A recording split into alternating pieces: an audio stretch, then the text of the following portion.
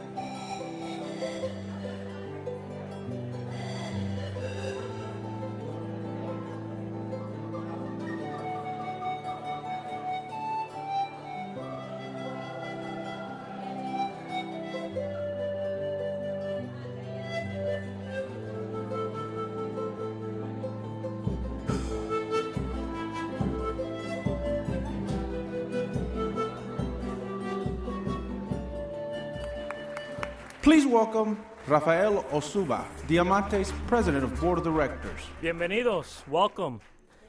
I want to say thank you for all of you that here are present. As I walked around the tables, I was very pleased to see a lot of our old friends, the ones that have supported us through the years, and a lot of new friends. So I want to say welcome. If this is the first time that you've been to our event, I want to say thank you, and please come again. I hope that everyone's enjoying themselves. Yes? Wonderful. Well, a little bit of history. 12 years ago, Lisette and a group of Latinos, many of them that are here currently with us here tonight, put together these awards. Since then, over 80 individuals and organizations have been recognized for their work in the Latino community.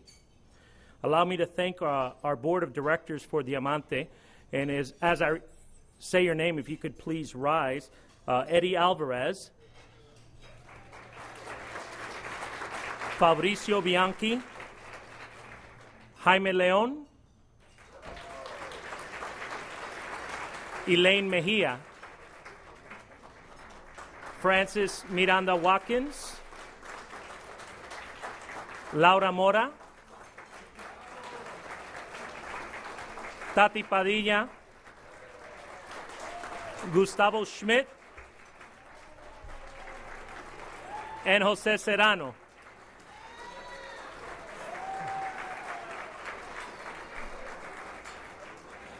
I want to personally thank each and every one of you for continuing to help us keep this tradition and these awards going. It's with, everyone that is on our board is here volunteer, and we thank you for all your time, effort that you put forth.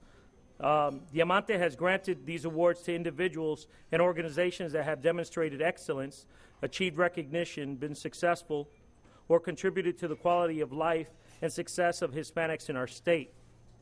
The process is very simple. The public makes nominations from across the state in the various categories, and a selection committee is then formed by folks in the community. After reviewing dozens of nominations, days of deliberation, and some hard debate, a recipient for each category is selected. I want to stress that the nominations are done by the people, you all. So if you know of someone in the community that you feel needs to be recognized that's never been recognized before, then please nominate them, okay? Those of you, there are a lot of our recipients that are here this evening, and I want to thank you for coming back and being here. Jaime Leon chaired the selection committee that was also integrated by committee members Jessica Cosia, Jorge Ramirez, and Ophelia Sherrill, and I want to thank them for their time and effort that they put forth to this process. We'd also like to thank those of you that have nominated those that are recipients of this award this evening. I want to thank y'all for allowing me to be here this evening serve as your president and ask for your support, continued support. I'm honored and proud to serve as the president of the board of directors, and I'm looking forward to working with the board and all of you next year in making Diamante and the awards even better. Thank you once again for your continued support. Thank you very much. And he kind of touched on this, but it takes a lot of commitment and financial support to put this together. So keep that in mind. We also want to recognize some of our sponsors, some of the sponsors for Latino Diamante Awards, Anheuser-Busch, Food Lion, and Tri-City Contractors for their major support. And our award sponsors, Carowinds and the Ruiz Agency, as well as our corporate and business sponsors, supporters. And just want to let you know that you all made it possible for Diamante to honor great achievements and contribution to our community, to the Latino community. And just want to thank you again. And, of course, all the volunteers, everybody who spent their time to put this together. Well, David Flores is the president and CEO of Nuestro Banco. That is the first Hispanic bank chartered in North Carolina.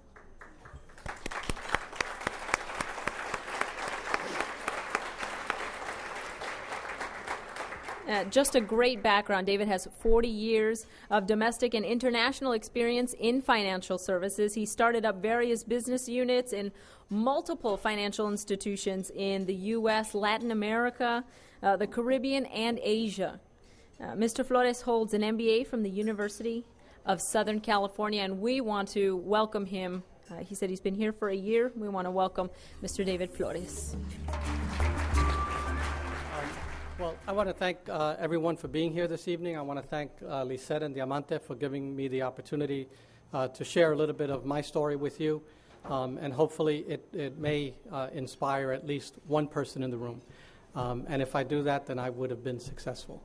But you know, it's interesting because as she said, I work for Nuestro Banco now, and our mission statement says that it is to accelerate the integration of the Hispanic community into the broader community. But as I look around this room, I think that's already been done. So therefore, we're going to have to go back to the drawing board and come up with another mission statement. Or you can say that I've already accomplished my task. I'll take the latter, because that always works. But seriously, you know, I think that's a critical time that we are today in the history of North Carolina and the United States, and it is not a new point in our history. And I'll come back to that a little later, because I really want to come back and emphasize the importance of the opportunity and responsibility that we have in this particular moment in time.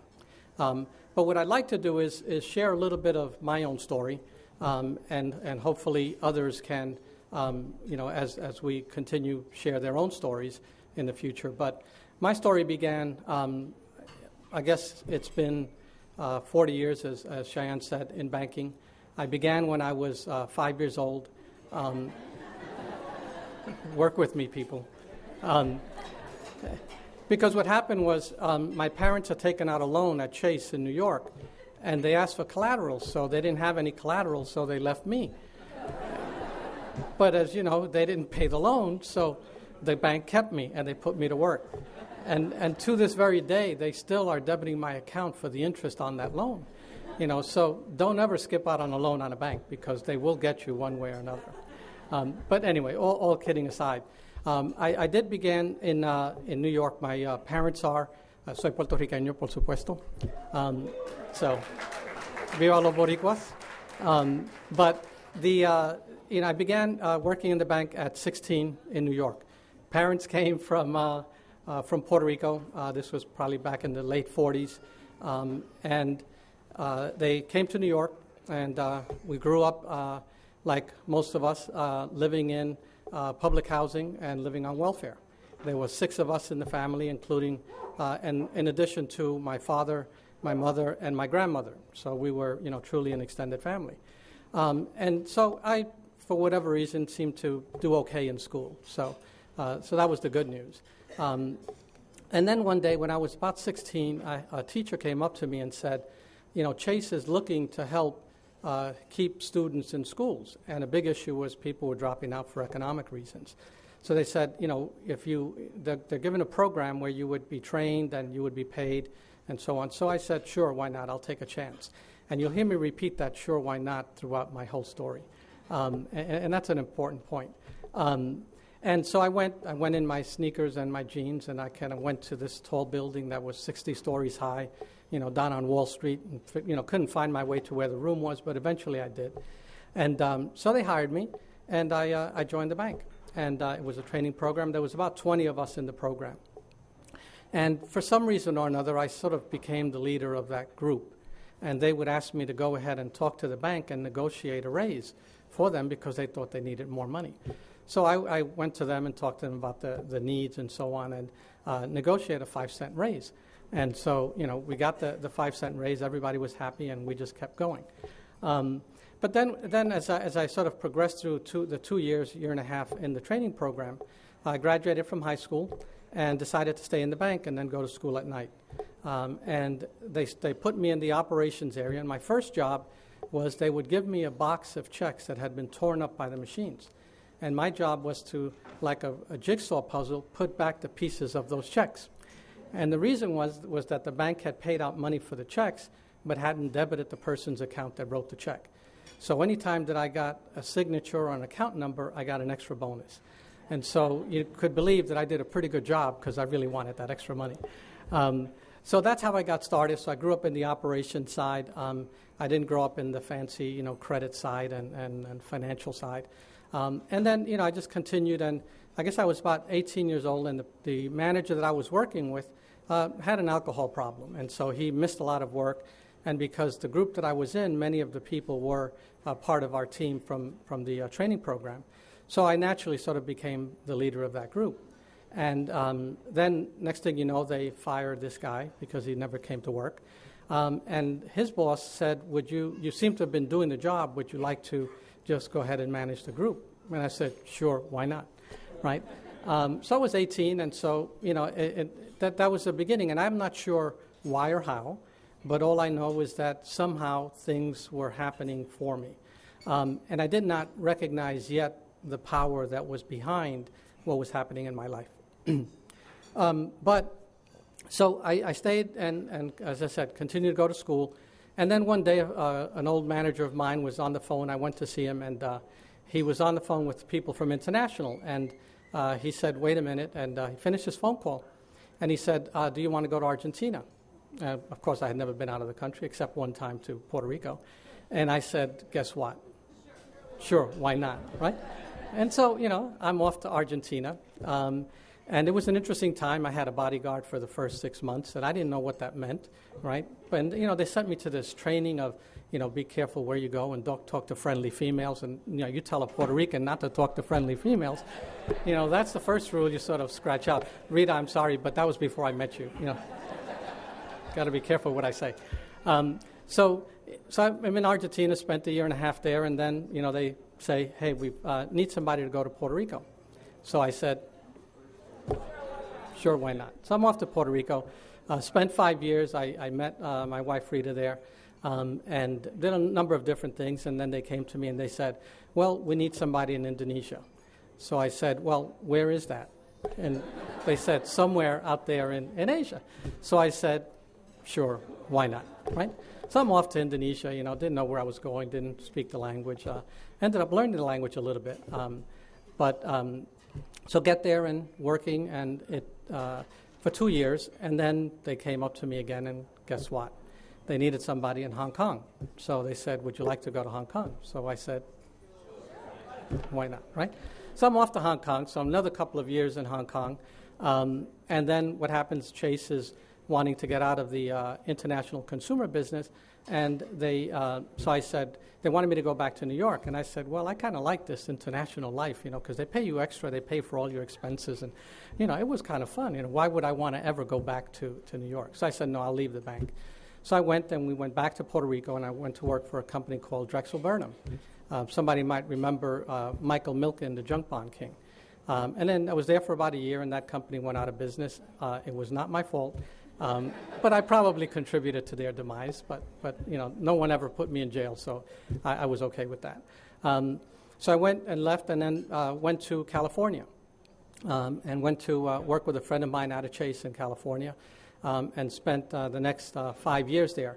And during that time, I thought, because I had been going to school while I was still in New York, but never finished my college education, and so I said, well, maybe I'll go back and finish it. So I went to my boss sent me to the people at USC, and they said, well, I don't know that you really need to finish an undergraduate degree. Why don't you just go straight into a graduate program? And so I said, sure, why not? I'll do it. And I did, and spent the next couple of years in an executive MBA program at USC. Got my degree, and like most people, when you get out of an MBA program, what you want to do is become a consultant. So, of course, I went and became a consultant. So I joined this company called Booz Allen and Hamilton out of New York. But they said, well, we want you to go to Mexico. So I said, sure, why not? So I'm off to Mexico. So spent a year and a half in Mexico. And then they come and they call me and they say, well, we need somebody in Australia. So I said, sure, why not? So I'm off to Australia. So we spent the next 2 years in Australia. My daughter was born there, so we thought we'd come back to the U.S. So came back to New York, and spent another year with Booz Allen there. And then I rejoined Chase in Houston and spent the next 5-7 years there. And I got an opportunity to take a retirement package because I had worked for so long, and they bridged my years of service. And I said, sure, I'll take your retirement package, and I retired. But in 2000 was when the census data came out, and at that time I was responsible for strategic planning for Chase's 650 branches across the U.S. And of course the question and the issue on the census data was the growing Hispanic population. So I tried to get Chase to focus on going after the Hispanic opportunity. But of course it was very difficult to move a ship that large to focus on that small dot at that time in the horizon. So I retired in 2001 and thought, well, I'll start up a Hispanic bank. But unfortunately, the stock market crashed, so there was no capital to be had. So I said, well, I'll start a consulting firm. So then I found a client in Hawaii, and I spent 3.5 years in Hawaii having a lot of fun. It was a great place, commuting between Houston and Hawaii. And then I got this call one day from this group out of Atlanta, and most of them are here, Scott and Mark, and they said, you know, would you like to come join us to start up a Hispanic bank? And of course, my answer was, sure, why not, right? They said, but by the way, you know, we really can't pay you very much, and you're going to have to work, you know, 3 times as hard at a third the salary. And I said, that's okay, no problem. It's kind of what I wanted to do anyway. So it was interesting. Yeah, I wanted, and everybody wants to cut their pay and work longer. Isn't that, I mean, that's kind of what they told me. So then what happened was interesting that at that same time, 2 other banks or 2 other groups approached me to do the same thing, to start up a bank in Houston and to start up a bank in California, a Hispanic bank. And one would say, well, logically, you're living in Houston, stay in Houston, that's who you know. But when I looked at the markets of California and Houston and North Carolina, what I found was that in North Carolina, there was a much greater opportunity to do more than build a bank. And that opportunity was to help the Hispanic community. And that was really what motivated me to come to North Carolina, is because starting up a bank is a big thing, but you know, it's been done before, and I never did it before, but you know, I've kind of learned how to learn very quickly, and so it was okay. But the opportunity to impact the community within North Carolina, both the Hispanic community and the non-Hispanic community, was just something that I thought had to be done. And so that's why I took the job here in North Carolina. So that's a little bit of my story, and as you know now, I'm with Nuestro Banco, and you know, we are honored to be here to try and be a representative of the Hispanic community, to help with this process of integration, and to make a difference. And so we thank you for that opportunity, and we hope to make you proud of the bank and of us as individuals. And the important thing to us is for you not to know what we are, because it's pretty simple. We are a bank. The critical thing is for you to understand who we are, because it is our soul, our spirit, our philosophy that is going to drive the future of Nuestro Banco.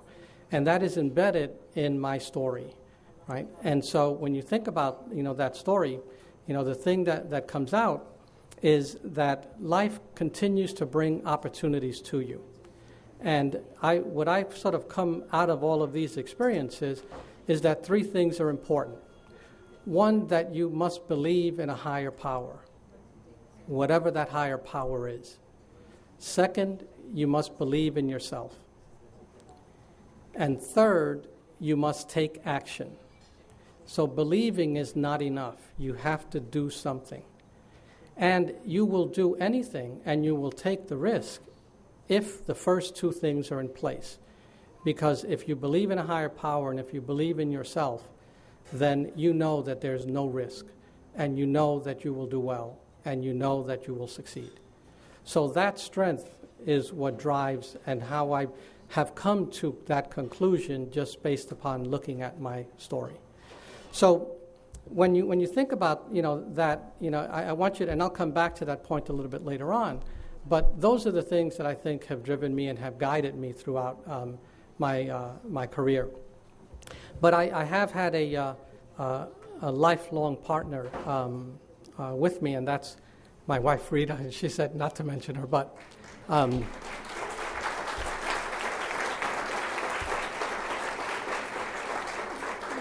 she has been my spiritual barometer. She has kept me pointed in the right direction, and I thank you for that. So what are some of the life lessons that one gets out of this? And we all, and maybe the older you sort of start to come up with all these little sayings. And those that know me know that I have a saying for just about anything. But one thing that I found is that try not to define success too precisely. Because if you define something too precisely, you limit the potential of that thing. And so don't be overly precise. Just think about where you want to go, trust, and go. But don't define it too closely, because if you do that, you will narrow the options of opportunities for you. So be open, and life will treat you well if you are a good person. The other thing, and thinking about being a good person, is I've sort of come up with this other little thing that says, on the road to success, there's an off-ramp you should avoid. And that off-ramp is ego. Because ego is the greatest impediment to success. And that leads to the next point, and that is that I have observed through all of my life's experiences that humility is an indication of strength, not weakness. And so do not be afraid to be humble. Do not be afraid to display that humility, because that will help you a long way. Because people see that, and people respond to that, and they respond to you, and they will help you. The other point is, I found that, that road is a long and hard road. And so what got me this far has been that whenever I was tired, what I would do, or frustrated, is I would look behind me. Because what you see when you look behind is that you see all of the successes that you have had, all the people that you have helped, all the things that you have done. And you see there are many, many more people behind you than ahead of you. And that gives you strength and energy to keep going. So, if you only focus on who's ahead of you, you will always live your life frustrated, because there will always be somebody ahead of you. So once in a while, stop, look behind, and take the energy of your successes and your life to keep you moving forward, because it is a long, hard road. And then the last point is, one of my favorite movies is a movie called Pay It Forward. And many of you know that movie, right? And so that brings me back to the beginning, because that teacher that told me to go to Chase will never know the effect he had on my life, and hopefully the effect I've had on others' lives. So I have tried to replicate that and to help others. And what I got out of that movie is that if you do things for selfless reasons, then you will always do good. And that if you can help one person who can help another person, then that will make this a better world. So for those of you who have not seen that movie, I urge you to see that movie, and listen to the movie and feel the movie, because there's a lot of messages in there. And talking about paying it forward, I believe that we are today at a historic point in time. And that point in time is about the issue of immigration. And that issue of immigration, as was mentioned earlier by the Congressman, is a critical one. But we often don't recognize that we are in these historic moments, because history is only written in the future, and we're not there yet. But what I am here to say is that we are in that historic moment, and someone will write the history of what we did in this moment. And so the questions that you have to ask yourself are, what will they write about us? What will they say that we did? And how did we do it? And so I believe that we have both an opportunity and a responsibility to write that history.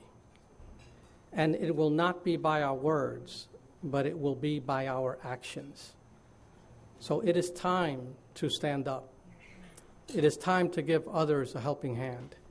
to treat others with dignity and respect, and to raise our voice in unity. And this is what I like about this particular group here, is it is non-denominational from a Latino individual country perspective.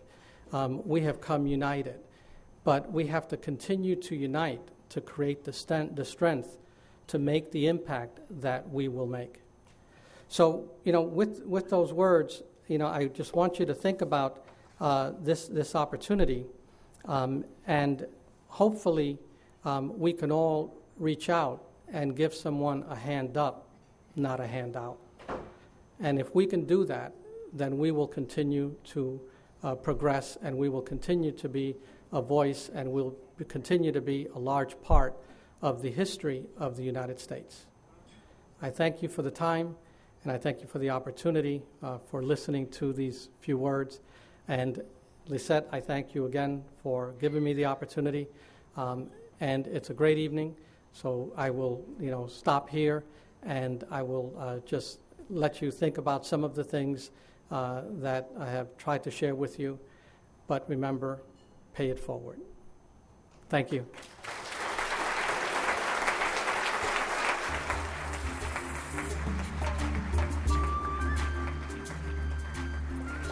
Well, we've already recognized some great achievements, so we're just going to keep on going. And we're going to present the first award, and that is for art and culture. And this award recognizes the significant contributions to the visual, literary, cultural, or performing arts, media, communications, or to an organization that promotes artists or art programs in the Hispanic community. Art and culture, arte y cultura. Jonathan Sundell, media coordinator, Lathan Elementary School. Mr. Jonathan Sundell is the media coordinator at Lathan Elementary School. He's the founder of the Hispanic Arts Initiative, a nonprofit organization. Under his direction for the last 4 years, the organization has provided classes in guitar and piano, Latin American folkloric and modern dance, drawing and painting, crafts and puppetry to more than 600 Hispanic children and adults. Over the period of the development for this organization, Mr. Sundell has contributed both his time and well over $7,000 to the Hispanic Arts Initiative. He has a professional background in folk singing, storytelling, and square dance calling. He's been active in boards and committees for the Hispanic League of the Piedmont Triad, the Hispanic Services Coalition, Acción Hispana, as well as Reforma, the National Organization for Library Service for Spanish-speaking people. He's originally from New York City, New York, and currently lives in Winston-Salem with his wife Vivian and daughter Ana Maria.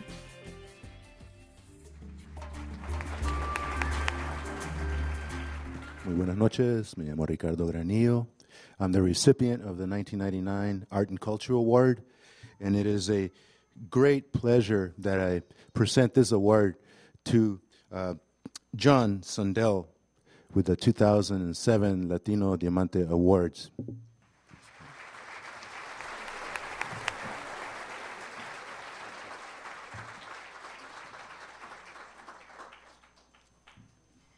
Thank you so much for this great honor. I'm going to cheat a little bit here with some notes. I want to say that I almost feel Latino tonight.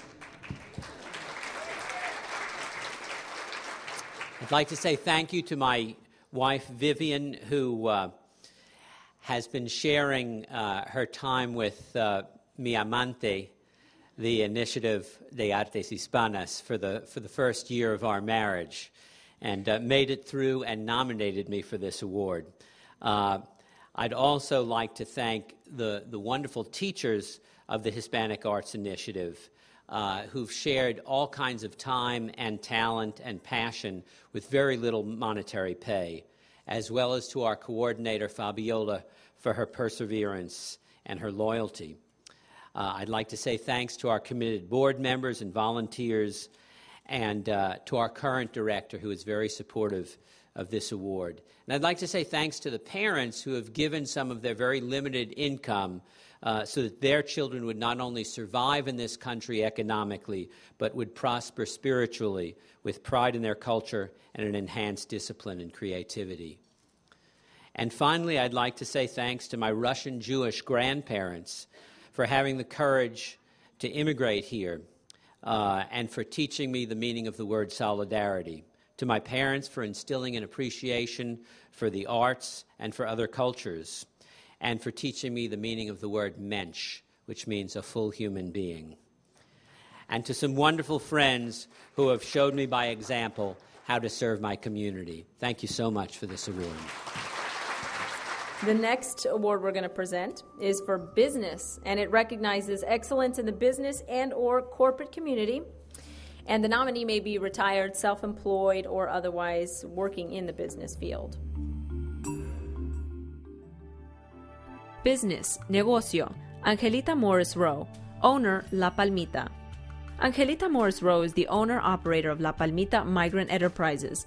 La Palmita acts as more than just a grocery store. It's where Latinos from Wilson, Wayne, Duplin, and Johnson counties receive help with translations, transportation, English classes, and other services. To make ends meet, she sold Mexican products out of her car while working the fields in the morning, and with only $200, Miss Morris Rowe opened La Palmita. The store quickly became the center of activities for Latinos in the area. She even offered her store as a shelter to homeless men and abused women and children.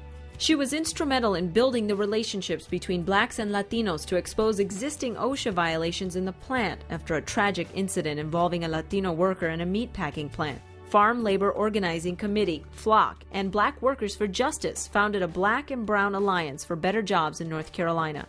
Best known as Little Mama, Miss Morris Rowe's store currently registers gross sales over $1.5 million a year. Close to 20% is directed back to the community through financial support of organizations such as FLOC, St. Mary's Catholic Church, Lighthouse Women's Shelter, and the Dudley Community Crime Watch. Miss Morris Rowe is originally from Jalisco, Mexico, and arrived in the U.S. in 1978. She resides in Dudley, North Carolina, and has 2 grown sons.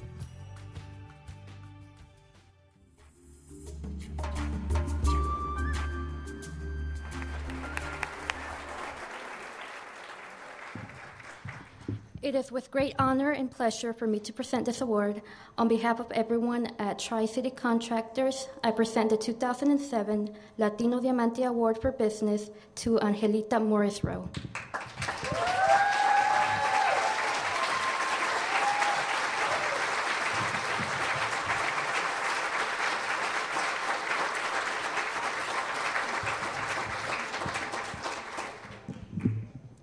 Thank you so much. My English is not that good, so I'm going to try. And thank you very much to everybody.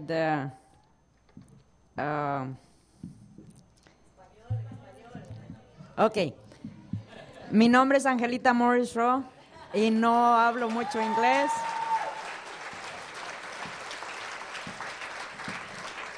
Pero quiero darles las gracias a todos los que hicieron posible este evento y especialmente a Leticia que me nominó para este evento y a Flock y pues yo creo que apenas empezamos a conocernos latinos, diferentes razas. Y ojalá que este sea solamente el principio. Yo creo que pronto vamos a tener nos vamos a conocer mejor y vamos a ver que juntos trabajamos. Tenemos muchas oportunidades todos y ahorita con estas personas, como la persona que habló al principio, yo creo que está con nosotros. Y ahorita yo creo que lo más importante para nosotros ya no es ni el negocio ni nada, sino la inmigración. Tenemos un gran problema con la inmigración y yo creo que tenemos que luchar juntos para ver qué tanto podemos lograr. Pero yo creo que si nos unimos, llegamos lejos. Gracias, muchas gracias. Salieron las palabras con una fuerza, ¿verdad? En español.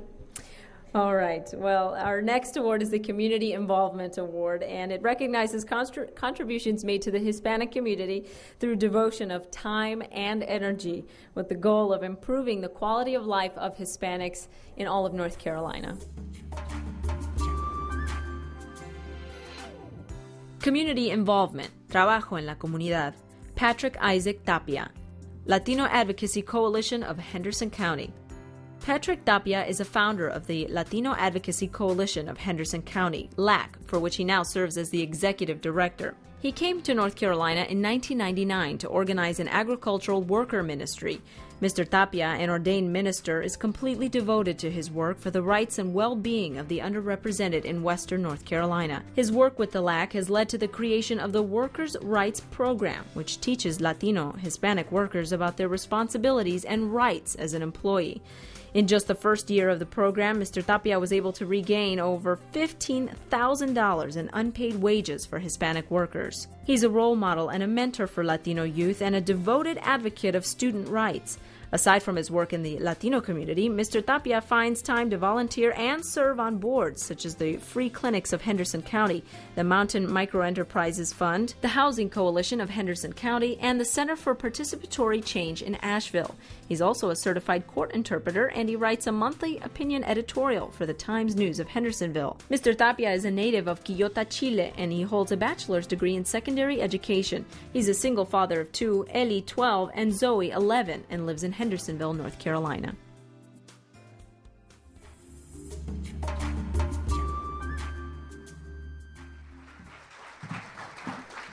Good evening, buenas noches. We are very proud to be a sponsor of the Latino Diamante Awards 2007.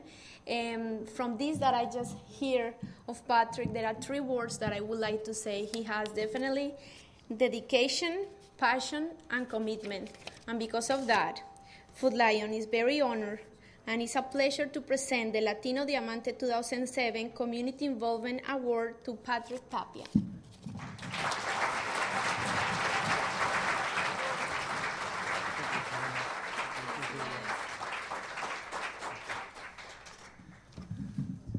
Good evening.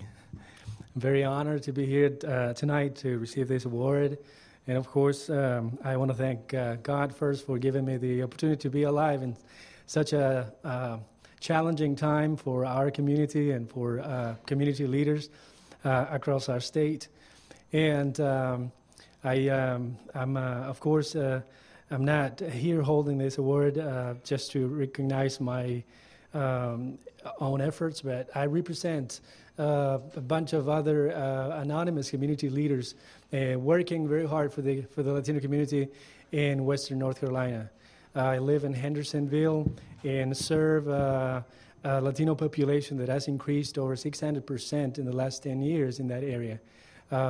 We have established a community center, and one of our strongest programs is the Workers' Rights Program. I think it's very important to have these kind of programs in order to educate our workers and also protect their rights. We love Latino workers not because of their high work ethics, but we love them because they contribute with so many other values to our workplace, and I think that's very important to highlight. I appreciate the opportunity to be here, and I thank the Latino Diamante Awards for this recognition. Thank you very much. Well, our next award is education. We're blowing right through them, aren't we? Well, it recognizes outstanding contributions in the field of education, very important field, through teaching, administration, research, and or participation in professional education associations. Education, Educación, BB&T, Office of Emerging Markets. For BB&T, reaching out to people and its communities has been a long tradition. In the early days, right after the Civil War, BB&T began reaching out to the people that needed the most help by providing a place for farmers to borrow money at reasonable interest rates to buy seed and fertilizer. Many of the farmers in eastern North Carolina didn't know how to read or write and signed their checks with an X for their signature. In time, BB&T tellers knew most of their customers' X's. They knew them because they were part of the community and were open to give opportunities to individuals who needed the extra extra help. This is a small example of how BB&T has implemented part of its mission to improve the quality of lives in the communities they serve. Nowadays, BB&T continues to do that by learning about the needs of its communities and getting involved with all members, even if they don't speak English. In early 2000, Teresa Mackey and Gail Parrish saw many signs that reminded them of those farmers that sign their checks with an X. They created and co-chaired the first Hispanic task force for BB&T. After meeting with Latino leaders and collaborating with advocacy groups, they learned about the challenges new immigrants face, not only with banking, but also with everyday issues in their new country. The importance of educating the new Latino immigrant became one of the key issues for BB&T. From here, the idea of the Hispanic Latino Community Outreach audio series as an educational tool was born. Unlike traditional American educational audio programs, the BB series follows the novela-style storytelling approach popular on Spanish TV. Today, BB&T's BB series has expanded to 9 audio tapes covering topics from driving in the United States and emergency preparedness to working in the United States and the U.S. legal system. After 7 years, BB&T has distributed more than 350,000 tapes to individuals and community organizations across the United States.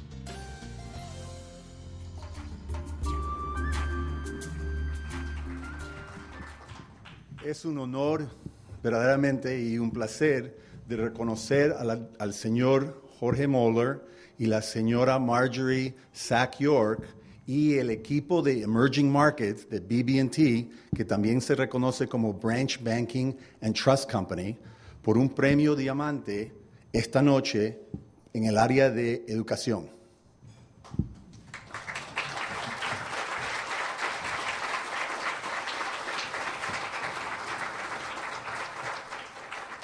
No te voy a besar. No. Aquí tienes. Gracias. No le doy a ella. On behalf of BB&T and as head of the multicultural markets for BB&T, I'm very, very proud to receive this award today. I think it's been a long road. You know, it's been over 7 years that BB&T has been working on this, and obviously, as they mentioned in the video, this couldn't have been possible without really all of your help. You know, many organizations in North Carolina has helped us put together the content with the support of Gail Parrish. Well, actually, I'd like to recognize her. Gail.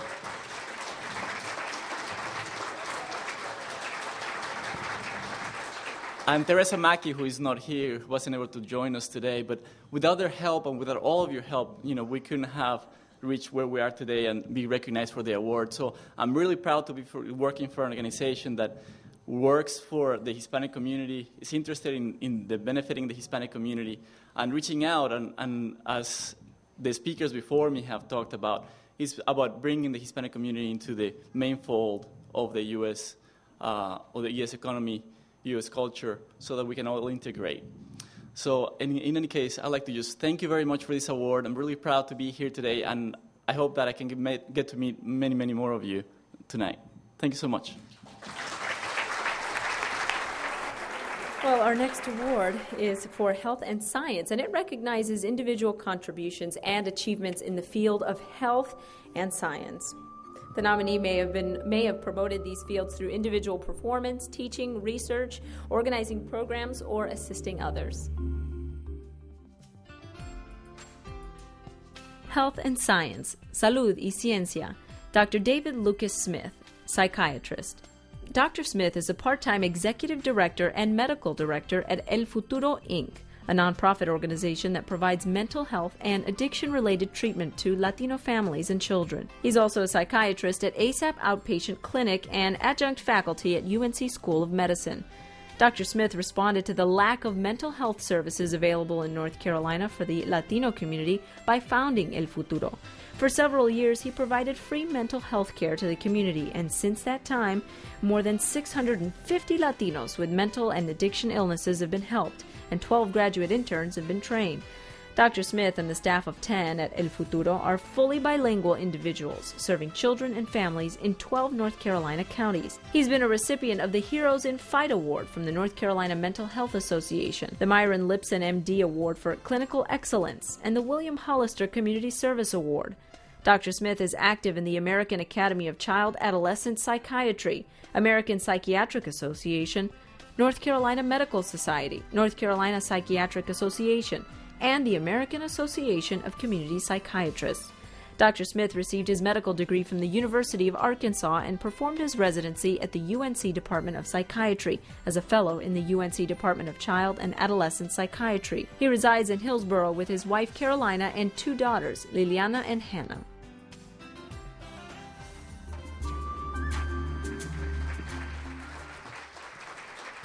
I am very, very happy. I'm very proud to present the 2007 Diamante Health and Science Award to Dr. Luke Smith.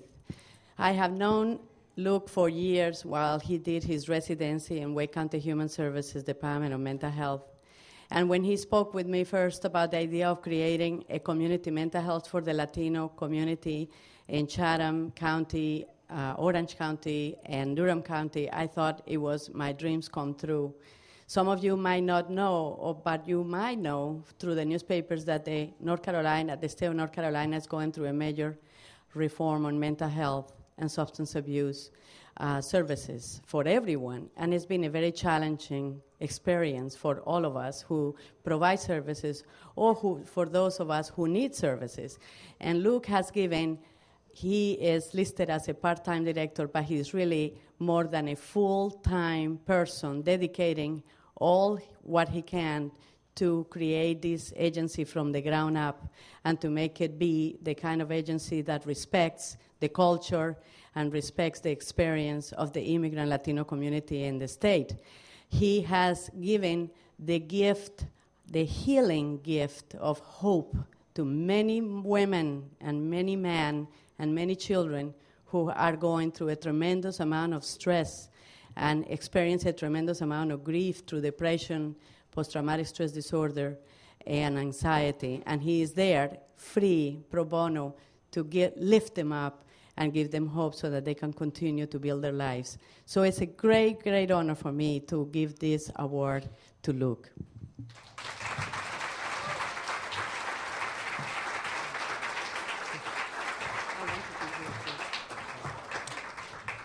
Thank you, Martha. This is a great honor for me, and I am reminded of a word that has meant very much to me. It's a word that I've learned from people who speak Spanish. It's the la lucha, and it's a word that to me means the struggle when I learned about it in vocabulary class, but it means so much more than that now that I've understood it in the context of what's going on with people who are faced with such adversity. And I'm also reminded of that spirit within that allows them to overcome and really, through La Lucha, become something more. And so with others, I share this fight now. I share it with the people I work with. I'd like to name them: Karen Current, Ximena Martinez, John Paul Paraga, Josh Henson, Carla Sue, Alejandra Lacabe Martinez, Begita Espetia, and Sandy Ruiz. All of them are people who I've come to love as we share in La Lucha with La Gente. So I thank you for this award tonight. Well, thank you for coming. No, the night isn't over. I'm just kidding. The next 2 awards represent an investment in our future, and it also represents a hope for a better tomorrow. And I can only be talking about the Youth Accomplishment Academic Scholarship Awards. And the scholarship award, it recognizes individual contributions and achievements of Hispanic youth in North Carolina. And this year, we're so proud to be able to present 2 awards. Youth Accomplishment, Logro Juvenil, Alejandra Burns, UNC Chapel Hill freshman. Alejandra Burns is a first-semester student at the University of North Carolina at Chapel Hill, where she's pursuing a degree in psychology. While at Page High School in Greensboro, Alejandra demonstrated excellence as a student. She had a 5.2 GPA and was on the honor roll her entire high school tenure. She's earned the National Honors Convocation Award, the National Honor Roll Award for Academic Achievement, the USAA National Leadership and Service Award, and became a National Society of High School scholar, as well as one of the faces in the who's who among American high school students for 3 years. Alejandra was very involved in extracurricular activities, including membership in the French Club, Operation Smile Club, Goodwill Industries, and participating with local churches. She's done several interactive presentations in Spanish to Hispanic youth regarding sexually transmitted diseases and teen pregnancy prevention. She also helps with ESL classes and tutors other Hispanic students with their schoolwork. Alejandra was born in Greensboro, North Carolina, and is of Peruvian and American descent. She lives in Greensboro, North Carolina with her mother, Irene, and father, Joe, and her big brother, Nick.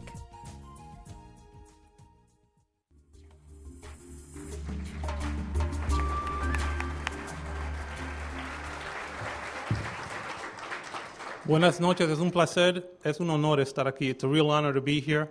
I'm here to present the 2007 Latino Diamante Award in Youth Accomplishment. And I just wanted to say I'm here to present this on behalf of Carowinds. They could not be here today, but for those of you who supported the Celebration Latina, they're our partners in doing that, and we want to thank you for your sponsorships for participating in that event, because that event made these two awards possible. So on behalf of Carowinds, I'd like to present the 2007 Latino Diamante Award in the area of youth accomplishment to Alejandra Burns. Big hand for our future, ladies and gentlemen.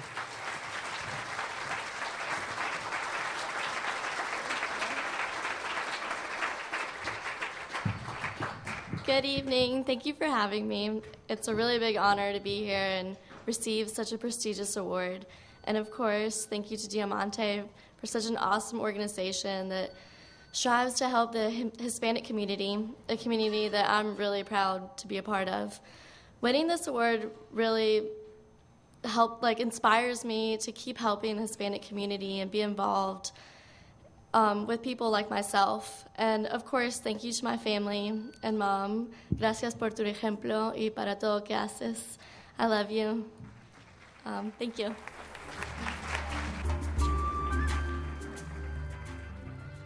Youth Accomplishment, Logro Juvenil, Javier Herrera, UNC Chapel Hill freshman. Javier Herrera is a freshman at the University of North Carolina at Chapel Hill. He's pursuing a degree in economics.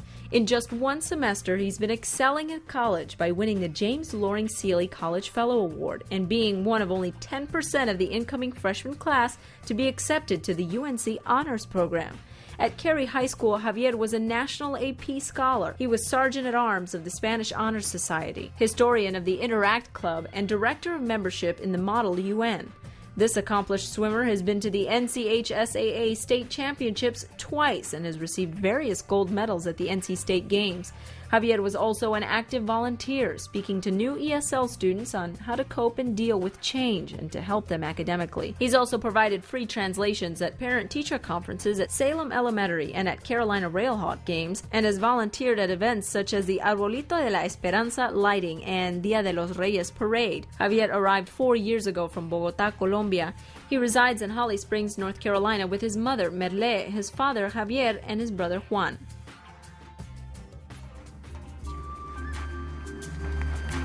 Señores, un placer. Me llamo Dionis Ruiz. I'm Dionis Ruiz again. Haven't changed since the last time I came on. It is my pleasure to present the 2007 Latino Diamante Award in the area of youth accomplishment to Señor Javier Herrera. A big, big applause.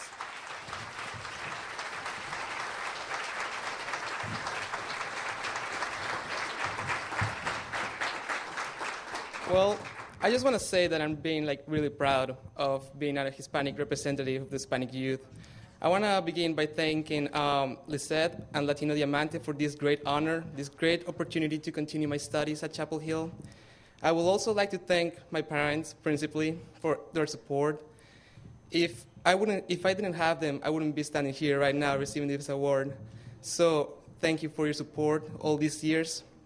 I really appreciate this for my opportunity to continue studies at Carolina. I love that school. Thank you for your support. And this one is a request from my aunt, Viva Colombia. Thank you. Well, it's the big one, the Diamante Award. And the award recognizes contributions made by an individual for more than 10 years to the Hispanic community through devotion of time and energy, and of course with the goal of improving the quality of life of Hispanics in North Carolina. Diamante Award, Premio Diamante. Teresa Aldaondo Soto, consultant. Teresa Aldaondo Soto has been working tirelessly for the last 20 years to assist those who are most vulnerable because of language and cultural differences. She's known to advocate for Latino prisoners as well as arranging for a deceased migrant worker to go back to Mexico to be buried. At St. Michael the Archangel in Cary, Mrs. Aldaondo takes the leadership role. In 1991, she began recruiting volunteers to help cook, drive, and serve meals at St. Bernadette's Catholic Church in Fuquay Varina. Thanks to Teresa, the migrant meal movement grew and it became one of St. Michael's official ministries. She's been involved in the advisory board for Safe Child, Crianza con Cariño, the advisory board for child protection, the Diocese of Raleigh, and the North Carolina Council of Churches. She volunteers for the Wake Literacy Council. She started a Puerto Rican dance group. Because of her work with the immigrant and Latino community, she has received both the St. Francis Award from United Methodist Church and the St. Clair Award from the Sylvania Franciscans Mission for her volunteer work with the North Carolina migrant community. Mrs. Aldaondo is a native of Santurce, Puerto Rico, and holds an associate degree in X-ray technology. She lives with her husband Charlie in Cary, North Carolina. They have 3 grown sons and 2 grandchildren.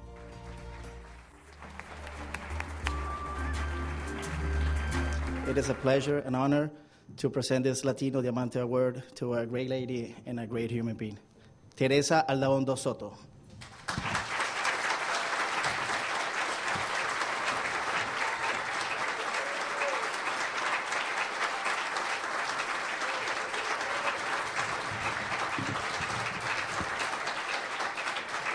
Buenas noches. I'm kind of speechless, but I did prepare a little something here. And I do want to make a correction. I did not start the dance group, but I danced my little heart out while I was in it. I am deeply honored to receive this Latino Diamante Award. I want to thank the board and anyone who had anything to do with my getting this award, especially the people I was privileged to serve, because without them, I wouldn't be up here tonight. I am grateful for my God-given faith that has inspired me to look upon my neighbor and act with love and justice toward him or her. In closing, I want to recognize my family who have always supported me and many a times helped me accomplish what I set out to do. And just like Pedro Vargas, I don't know if many of you remember who he was. In closing, I want to use his words, estoy muy agradecida, muy agradecida, muy agradecida.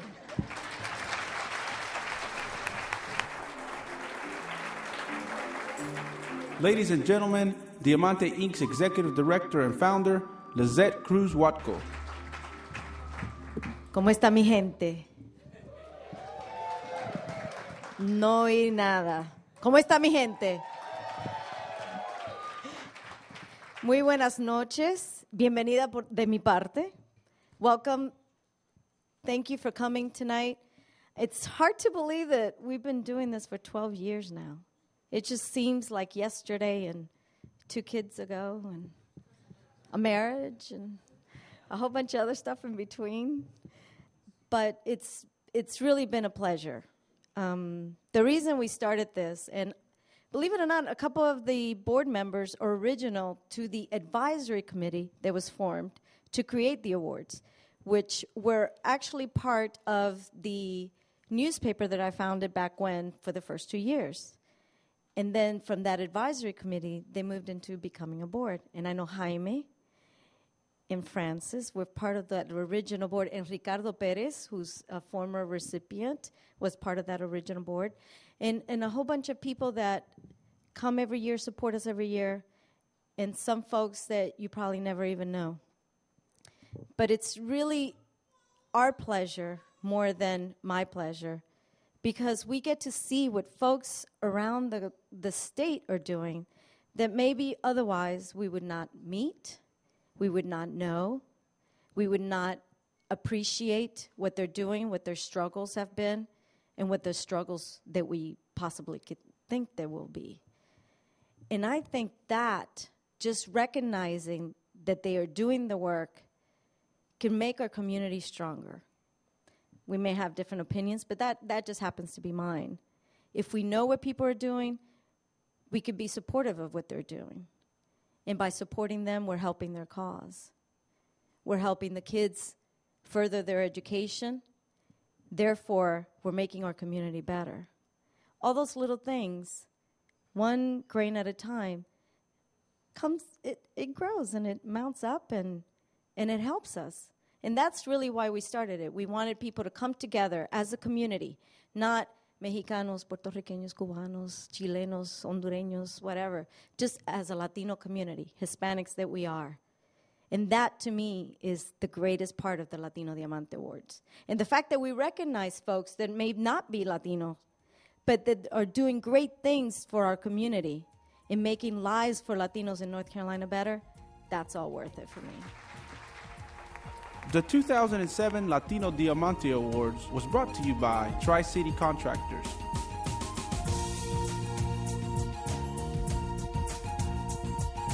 Food Lion,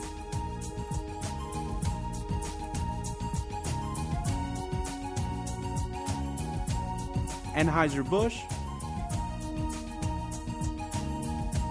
with the support of Carowinds and the Ruiz Agency. This has been a Diamante Inc. and Velasquez Digital Media Communications production.